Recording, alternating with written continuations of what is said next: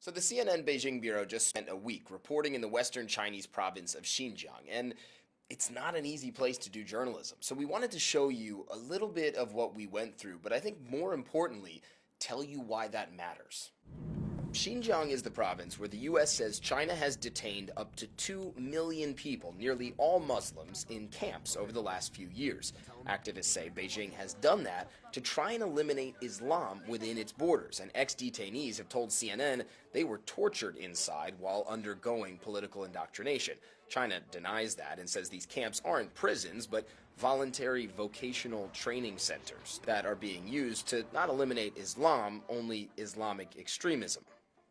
Now, China's government says that Xinjiang is wide open for us to freely report there.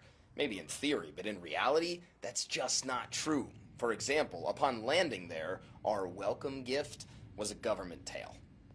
We've already been followed by 3 or 4 guys, including one of them who I've seen follow us from the second we got out of the baggage area. That would be this man. He and at least a dozen others followed us every single hour of our 6-day trip, never more than 20 feet away. In the car, in the train station, in the hotel, in the room next to mine.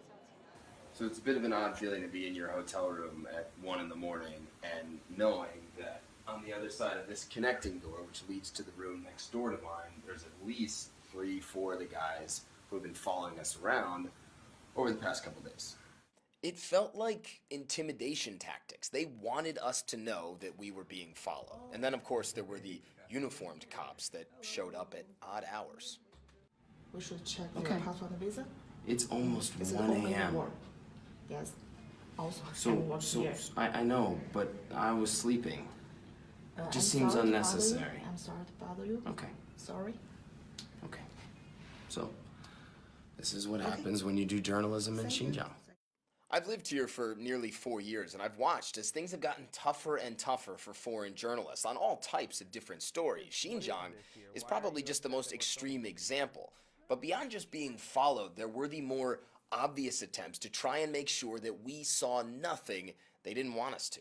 For example, a highway we were on was closed for hours due to an accident nowhere to be seen. Not to mention spontaneous roadblocks that specifically target foreigners and ethnic minorities. Our IDs were checked nearly 50 times in 6 days. And the second you book a flight or a train, the government knows about it. And you can tell that because, well, government officials are waiting for you upon arrival. They clearly knew we were coming. They met us at the airport. They're checking our visas. They're telling us they want to accompany us for our own safety. But really, this is just stalling tactics. They know it, we know it, and yet this is the game we have to play.